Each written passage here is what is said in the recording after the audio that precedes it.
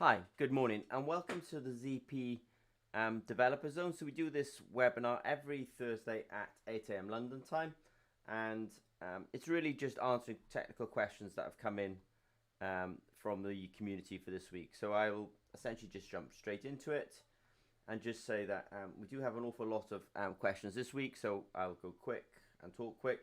Don't forget the ZP Academy. There's a couple of free courses on there. I just sort of recommend them as a way of introduction. Don't forget the webinars. We do this one every week, Thursday, 8 a.m. Don't forget the collaborations. There are university collaborations, primarily in Norway and in the UK. And in the UK, we actually have 5 PhD students. We have jobs we've recruited recently. We have ZP Developer Zone, and we have the workshops. Workshops are really important. Many of the questions today, even the practical questions about, setting up glucose experiments, etc. We did do a workshop this week, and everyone made a glucose sensor, and everyone successfully tested a glucose sensor. So our hit rate is like 100% when we can get hold of people and actually get them in our labs working. That said, we do have these workshops. I haven't put these links yet underneath the video, but I do want to say that I am definitely going to do it. So we do have workshops in September. We have a big workshop in Horton in September. We do have our Scandinavia Sensor Summit, and we do have one in Grenoble in October. The Scandinavia Sensor Summit is really for anyone interested in sensors. It actually runs at the back of so we're going to have a workshop in September. And the workshop in September is about 11th or 12th of September. And then we're going to have this workshop right at the back of it on the 13th and 14th. Questions that came in this week. I said you're making a glucose sensor. Somebody's got some materials from us for making a glucose sensor. They had a mixture of problems and questions. They've actually got sort of 2 questions this week. So I'll deal with viscosity and silver chloride. I'll doing it in the context of making glucose sensors. This was a simple question. Somebody just had a question rather about do we have dry ECG electrodes? Dry electrodes for ECG applications. I'll discuss that. We recently shipped some materials so somebody could make microfluidics for biosensors. They wanted more information about it, and I will cover that as well.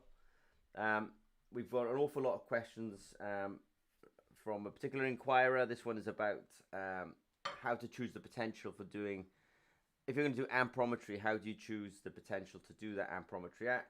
So I'll talk about cyclic voltammetry. And I want to really emphasize, this is exactly what we do in the workshop. The workshop we did yesterday was like 8 hours, and this is exactly the kind of stuff that we covered. Test data from a CGM. So somebody sent me some CGM data, and I will definitely cover it in the workshop this morning. pH electrodes in a challenging environment. They want to stick some pH sensors in some quite harsh environments, so I will discuss that. I will also talk about, I think people get very confused at how to convert electrochemical signals into meaningful concentrations. This is what ZP does. If you look at our, if you ever Google food sense, Zimmer and Peacock, you'll find, that we make measurements on real samples and we give the units in units that are meaningful to the end user. But we don't give them electrochemical units like potential or microamps when we're really doing real world development. No, we convert it all. We use calibration. We're pretty good at it. So I will talk about that. This one was a simple one, making a protein biosensor. I suppose I should sort of classify this as how to make an immunosensor. We haven't covered this in a while, so I will mention it today. What makes a sensor specific? I'll mention it today. Enzymes make them specific. Ionophores make them specific. You functionalize the electrode with a material that makes it specific. How to interpret a staircase experiment. A staircase experiment, often I think people are referring to a glucose experiment. So I will definitely cover that today. So question number 1, this is a good guy. They're trying to make a glucose sensor. So what they have from us is an activation solution, a barrier layer. If the link pops up, I will then put it underneath the video when I've finished this webinar. And they've also got some hyper value platinum electrodes from us. I will have some slides on this, that you essentially layer these materials down on top of this hyper value electrodes, and you've got yourself an electrode. They're having a bit of a problem that their barrier layer, they apparently is a bit viscous. So I would ask them a quick couple of questions. Is the material in the vial, has it turned yellow? And can you see threads? And can you send me a photo? A photo tells me a lot, see, because they're saying this material is too viscous. So we're asking a question, has it turned yellow? And can you see threads? So send me some photos, send me some comments, and I'll have a look at that. Their glucose layer, they're also saying, when they say their glucose layer, there were two products on the previous slide. One of them was a sort of glucose activation solution. They say it's too viscous, and I think we were quite surprised actually. So you can dilute it with a bit of PBS, phosphate buffer solution at 7.2. So you can dilute that down. But to be honest with you, we're quite surprised. I mean, we do ship a lot of this material. I was literally doing this workshop yesterday, and we were doing the experiment that you're doing there. I had 3 new guys in from around the world. I'll discuss that in a bit. So question number 1, the material is too viscous. Okay, understood. Is it, when I say turned yellow, we're talking specifically about the barrier layer. Is it turned yellow? Can you see threads in it? With a glucose layer, you can dilute it with PBS, but to be honest with you, I wouldn't expect it to be too viscous in the first place. I haven't asked, so I'm not going to go on to what's the diameter of your pipette tips. This is getting too, I get too daft. We did have a workshop yesterday. I'm going to link to the next workshop in September. We had a guy come in from East Coast USA, somebody come in from Australia, and somebody come in from South Africa. So these are pretty international events. And as part of these workshops, everyone actually gets to make a glucose sensor. We discuss cyclic voltammetry, amperometry, impedance spectroscopy, potentiometry, all gets covered. And it's not like people are just coming in from Europe and the UK. No, people are coming in all over from the world for this. So I appreciate the people coming yesterday. They all got to make a glucose sensor. They all did voltammetry with us, etc. In terms of electrodes, this person had a slightly different question, which was, if you're making a glucose sensor, the first place I tell people to start with is to start with our hyper value platinum electrodes. The working electrode is platinum. The reference electrode is silver chloride, so people understand that. And then the counter electrode is silver chloride. And then there's a question is, why is this? Why this is for a really good reason. At least 2 good reasons. First of all, if your counter electrode is silver chloride, when you're doing a glucose experiment, you're often doing an oxidation on the working electrode. So that means on your counter electrode, at least with the ZP sensor, the electrode is converting from silver chloride to silver. There's plenty of silver chloride on that electrode, by the way. You're not going to run out. The reason I make this statement is because it's very clear what you're doing. That you're doing an oxidation on the working electrode because you're sensing glucose and you're oxidizing hydroperoxide. And on the counter electrode, you are converting silver chloride to silver. I can tell you exactly what's happening. When that electrode is made from platinum, or that electrode is made from carbon or gold, nobody really knows what the hell is going on. So with ZP is the only guys who construct an electrode where I can absolutely tell you what happens on the counter electrode. So that means that if there's something strange going on, like you're reducing oxygen on the counter electrodes to hydrogen peroxide, if that was going on, that would end up diffusing to your working electrode and creating what's called a feedback loop. Now, in electrochemistry, people haven't talked about this kind of thing in the past because they generally do experiments on quite a large volume, a few milliliters. So what happens on what gets generated on the counter electrode doesn't matter because it just dissolves and dilutes into the, let's say, bulk solution. But it does matter when you're doing implantable sensors where the volumes around these electrodes can be quite small, where you're doing IVD, in vitro diagnostics, inside microfluidics. What happens on the counter electrode is important because it can escape from that counter electrode, get to the working electrode, and if it happened to be hydrogen peroxide, for example, it would end up oxidizing and actually creating a feedback loop, a chemical feedback loop. So ZP, why are our counter electrodes silver chloride? Because I can exactly tell you what's going on there, and it removes problems like not knowing what's happening on the counter electrode, and actually what is happening on the counter electrode produces insoluble material. It's silver, and it doesn't diffuse across and mess up with a working electrode. And the other thing that happens is people are very interested in low power these days. There's something in potentiostats called the compliance voltage, which is the voltage that gets applied to the counter electrode.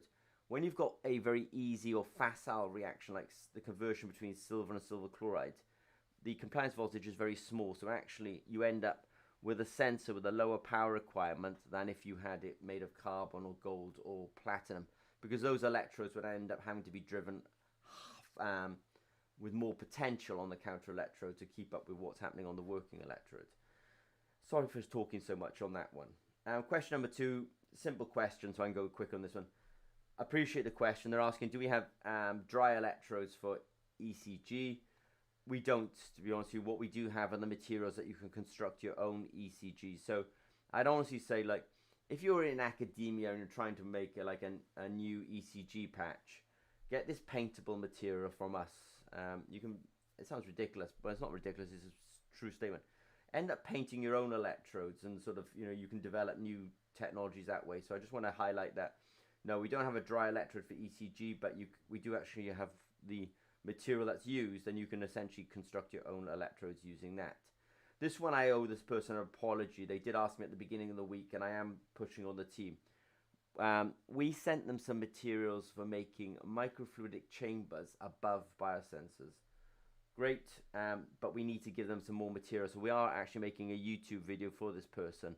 I have been pushing and it hasn't happened, but hopefully it'll happen by the end of the week. So I will put that onto YouTube.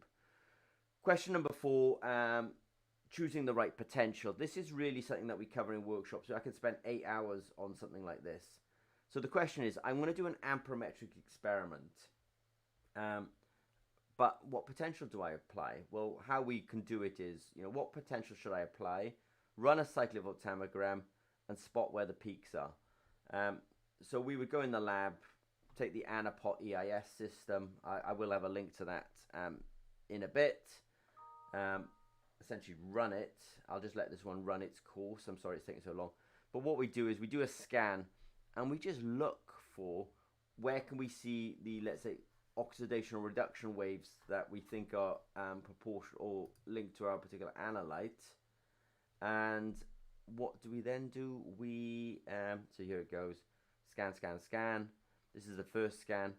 If I see this event here, then that's just eyeballing it off the screen. That's about 600 millivolts. And that would be, I would then say, right, I'm going to do my amperometry at 600 millivolts.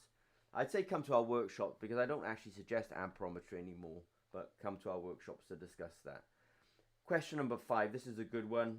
Appreciate people when they send me really kind of well laid out data. So continuous glucose monitoring, something we definitely cover in the workshops. This is the kind of data I would expect. This will appear, by the way, in question number 10 as well. I do call this a staircase response, where we've started at 0 millimolar.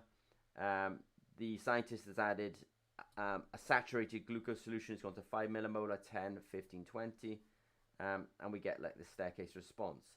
Now, I appreciate them sending me the data. And a couple of things is, yeah, it does not look right, but it's not like electrochemistry that's up. There's some sort of a connection issue going on here.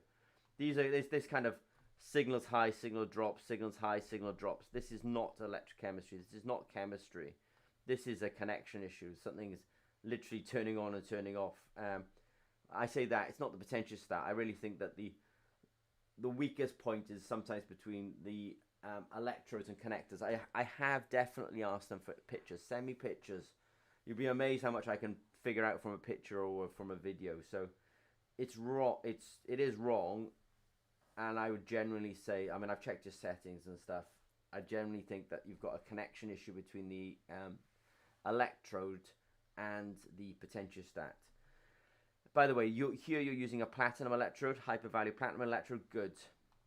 In some of the other ones, you've got the same problem, so it sort of tells me that, yeah, I think it is a connection, but that's, you're using carbon as well. I have advised you to use carbon, but I want you to use platinum to start with. So some of your data is on carbon. But the fact is on carbon is not the root cause of this problem. The root cause of this problem is, I think, electrical connection. The reason I want you to use platinum is because I'm trying to get you to build a generation 1 glucose sensor where you take this platinum electrode, you add the enzyme and polymer onto it, you let that cure. You add the barrier layer onto it, you let that cure. You start testing it with glucose. Glucose gets through to the enzyme, and obviously we have this reaction. I say obviously, but we have a reaction with oxygen, which is native in all aqueous solutions, and you generate hydrogen peroxide, and that's the guy that I want you to detect. And I saw from your settings that you're doing it at 650 millivolts, so great, that's correct. That's a generation 1 glucose sensor where you're actually detecting hydrogen peroxide directly. The reason I've got you to get carbon electrodes is because as you sort of grow in the, and mature, let's say, the science and things that you're interested in, I think you should start exploring a generation 2 glucose sensor.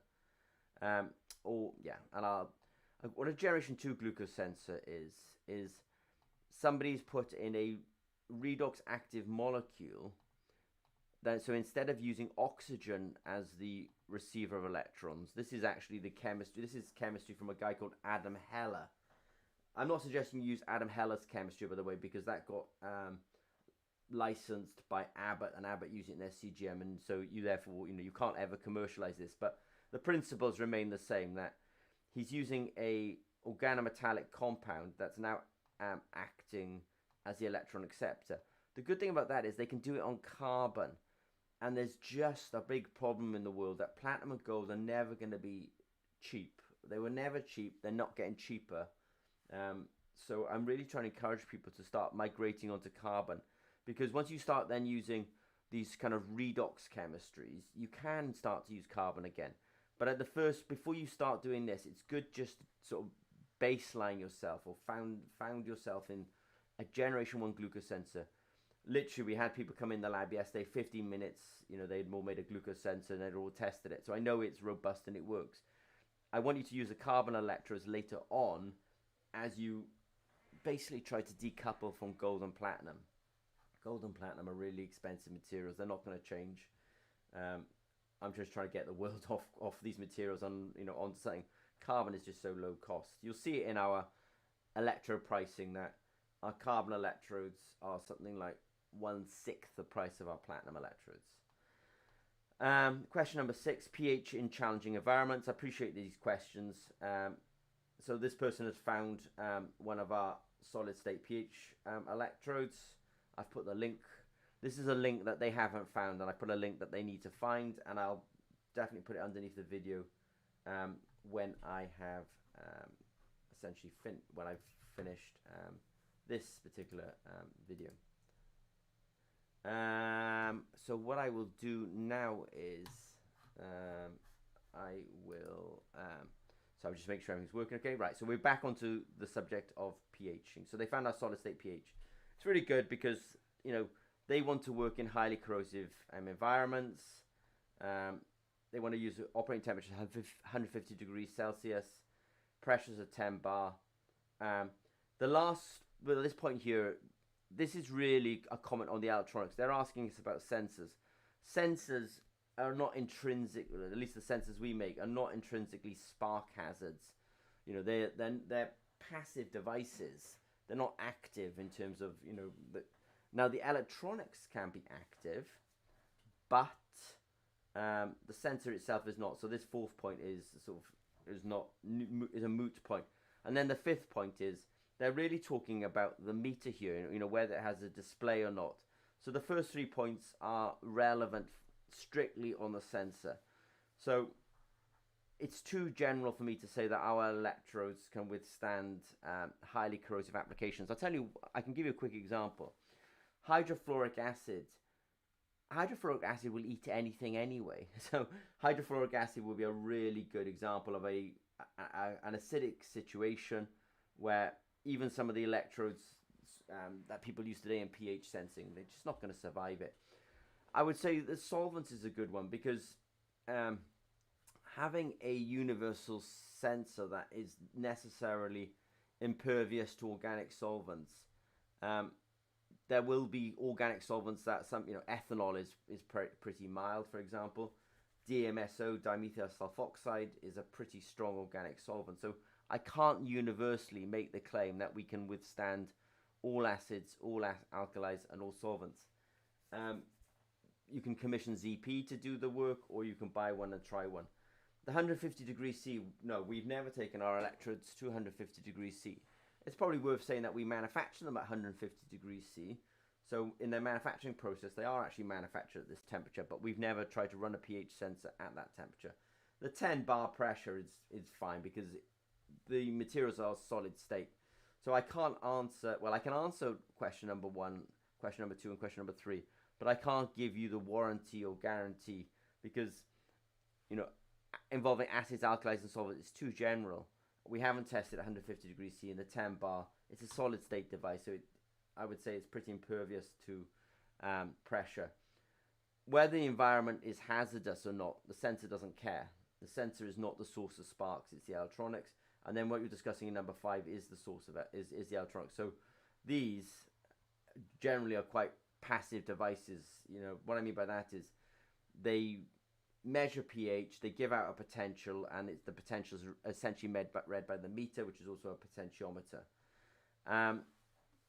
What I do notice is that obviously we do 10 pH sensors that are about €385. And I think it's about this. When I was looking, I knew that these kind of high-end pH sensors are just hundreds. The cheapest I could find is £146, which is not that far off. €146, $146. These are quite expensive. So our solid states are quite low cost. If people really want to use them in these environments, I think in these applications, I think they're really going to have to engage with us on a project. But if you want to go the low cost route, we won't support this, but we do have a video online about how to use our sensors with an Arduino. We will not support it. We made a video years ago. Some people find it on YouTube. You're welcome to re-find it, but that would be the way of doing a low cost. I mean, what ZP would do is, ZP would actually engage in a properly funded program to look at the application, look what's really needed, and we would do it as a program. But I put a couple of links to how we would kind of go at this problem here as well. I will put those links underneath the video. This one is about how to detect bacteria. I mean, you can detect bacteria in many environments: cell culture, bioreactors, and how would you actually count those bacteria? At ZP, obviously, we make pretty low-cost electrodes. We can get our electrodes into strange environments, and we're really good at impedance spectroscopy. And so we're able to kind of look at the system between our electrodes, and when there are cells present, it changes our impedance signal. And we do a lot of calibration, where actually we can add in different levels of bacteria and see how the signal changes accordingly. That's the calibration. So then that when the sensor goes into an unknown sample, an unknown environment, we're then converting the impedance into some meaningful units. And in some microbes, yeah, I have spelled it right. Sometimes it means converting it to colony forming units per volume. Number 8, this is specific. Somebody wanted to make a protein sensor, and there's a particular paper. I will put this link underneath the video at the moment. And what we're going to, this person so that they need to read this paper, and we are in this paper we'd say, look, take this pyrene NHS molecule and watch how we fabricate the surface. You can add your antibody. In the paper we say how to make a chitosan. So this is how to build a protein sensor. I'm just going to quickly email them because they have emailed me, and I think they don't realize that I'm actually going to cover their I'm actually covering their topic live. So they want to make an immunosensor. So we do have a scientific paper on this. I'll put the link. I have advised them on how to hypervalue carbon electrodes. I'm advising them, here's the reagent, pyrene NHS. I'm advising you that you can just add the antibody and it will sort of click into place onto that NHS group. I'm advising you to add, I think it's chitosan as the blocking agent. I'm advising you that the potentiostats that I've advised you upon will allow you to follow your, as you alter, how can I call it, alter, or as you modify these electrodes, you should be able to,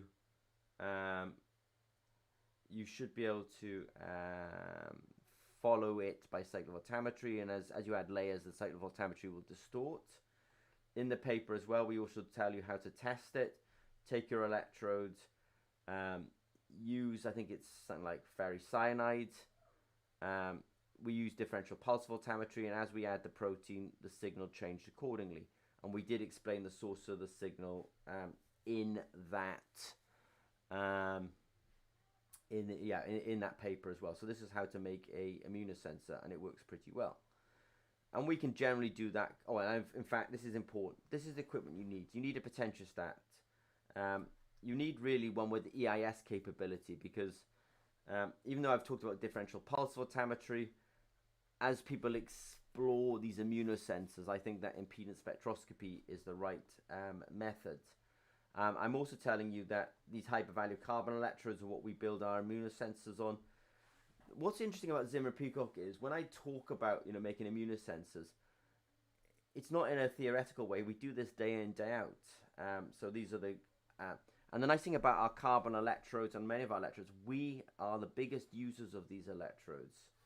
And what do I mean by that? We're the biggest user of our electrodes, and therefore sort of the quality is guaranteed, because in fact we're the big one. We're the ones using them the most.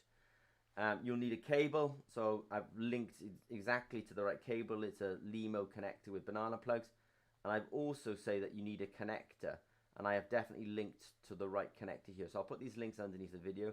So you need to read the paper, straightforward, get those hypervalue carbon electrodes, get that pyrene NHS molecule, get some chitosan, get the potentiostat, get the cable, get the connectors, and follow the paper, and it's at least a good start for you. This is an interesting question. What makes your sensors specific? So our sensors are not bare sensors. Our sensors actually, I mean, I've said it today, and this webinars are not about continuous glucose monitoring, but the first sensor we ever made was a glucose sensor. It has an enzyme on it. We have a lactate sensor. A lactate is an indicator of bacteria. It has an enzyme on it. We have a hydrogen peroxide sensor. It's not bare. It has an enzyme on it. We have a potassium sensor. It's not bare. It has an ionophore on it. We have a sodium sensor. It's not bare. It has an ionophore on it. So all of our sensors, we're pretty good at building specificity into them. They're not bare electrodes. Question number 10 is, it does return to glucose monitoring, and I'm sorry about that. But this person wants to know how to do and how to interpret a staircase experiment. So if you come to one of our workshops, we take the hypervalue platinum electrodes, we put the formulation on top of it, we put that electrode into a beaker and we stir it, and then we add in an enriched solution of glucose, and every time we add in glucose, the signal jumps up. We get this. Their question is how to interpret it.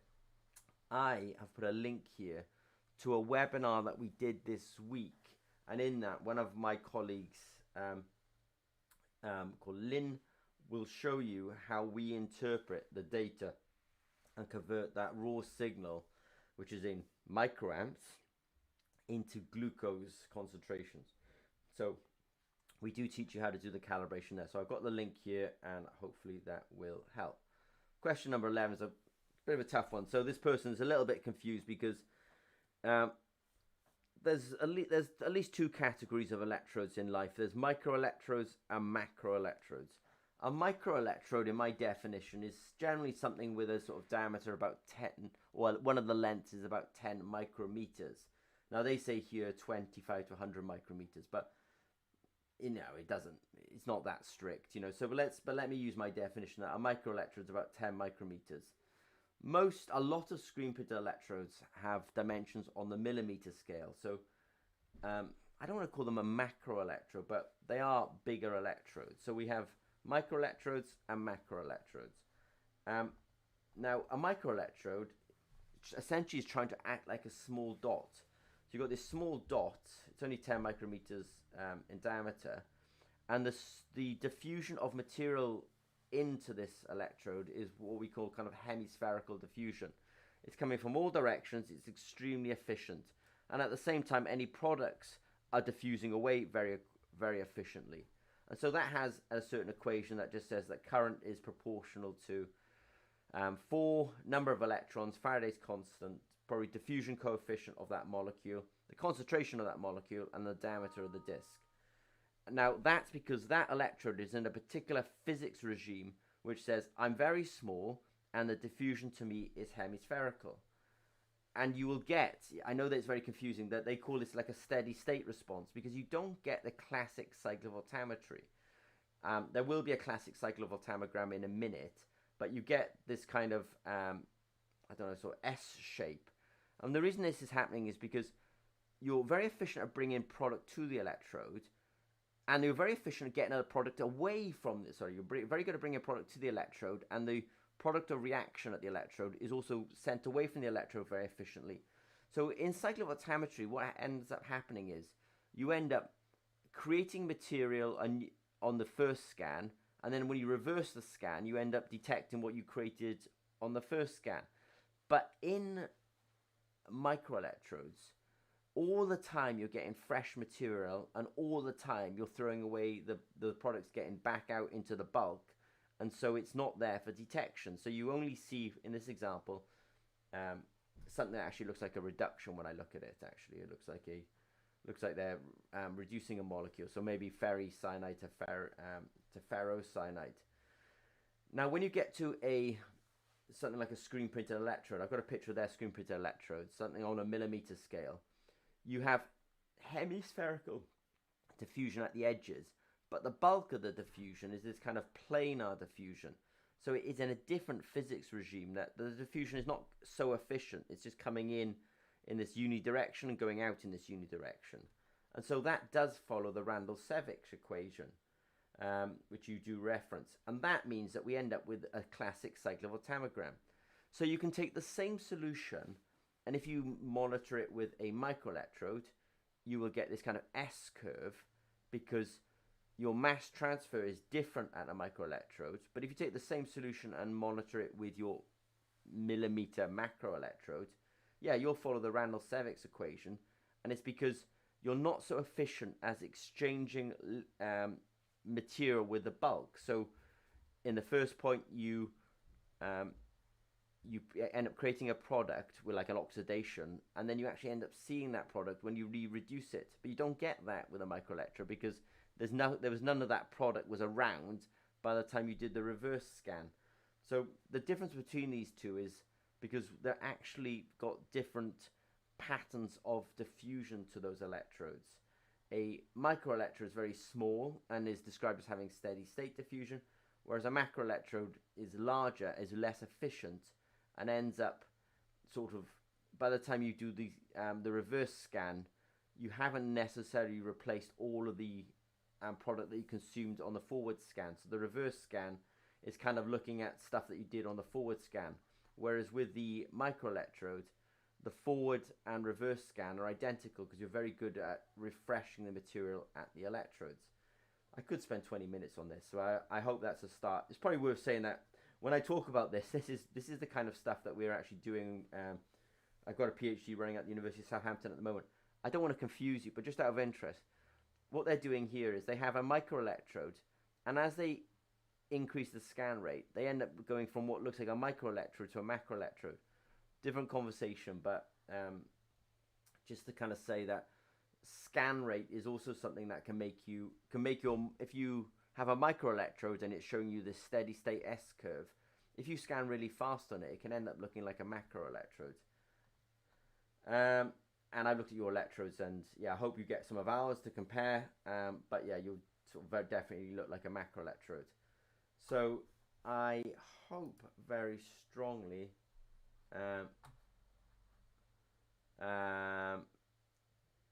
So this person's asking me to share their paper with them. I'm just looking online. The paper's free online, by the way.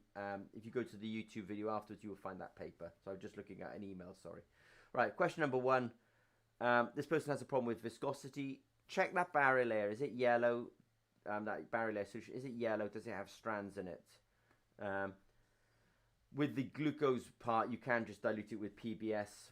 We don't think you've got a problem. We're sort of a bit surprised. Dry ECG, the only thing I can give you is that paintable material that you can paint your own electrodes.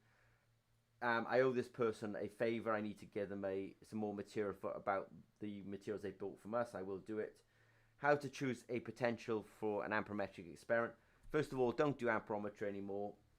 I really think that in this day of AI, data science, do voltammetry. If you want to really have a conversation with us about that, come to the workshop. That said, you can use cyclic voltammetry to guide you on amperometry. Test data for CGM. There's nothing wrong with your chemistry or electrochemistry. There's a connection issue. Send me photos, send me videos. Honestly, I'm pretty good at looking at that stuff. pH in a challenging environment. I think one of the policies we run at ZP is, buy and try. Buy one, they're not that expensive, and try them and see if they withstand the environment. Converting data into information. At ZP, we're contract developers, contract manufacturers. What's what we do? We gather signals that are potential and current, but then we actually, through calibration, convert them into meaningful data for the end user. A clinician doesn't care what the current or potential is. This person's emailing me again. I'm going to say it to them again that I am going to put a link underneath this YouTube video, so the paper will definitely be there. And question number 8. Question number 8 is I'm sorry, I was a bit hesitant because I'm answering them in real time. I found your paper. It's on IEEE. I wrote it. It's free for download off that website. In that paper, it will tell you, what I then said to you, and I'm going to put the links underneath this video on YouTube when I finish. This is the potentiostat. This is the carbon electrodes. This is the cable. And I've also, this is the connector. And I've definitely, the paper's for free online as well. What makes a sensor specific? Let's go back to question number 8. What makes that sensor specific is the antibody, in that case, that you put onto that electrode. How to interpret a staircase experiment. We just did a webinar this week, and I'm going to put that link underneath the video on interpreting that. And just to say that the same webinar will be out in September. So if you follow the link to the old webinar, you'll find a link to the new webinar. And I want to say thank you. So if you've got any questions for us, don't hesitate to reach out to us on the website. I'm just going to check the time. Yeah, it's something like 8:39 UK time. So I literally 38 minutes. So there was 10 questions there. There was a lot to cover, but I appreciate people sending in the questions. We do put a big effort in to try and get everything done in the week. Some of these questions probably only came in something like Monday or something like that. So you can see that we do try to get it done. Okay, well, thanks very much. And that IEEE paper is definitely available online. Okay, thanks very much.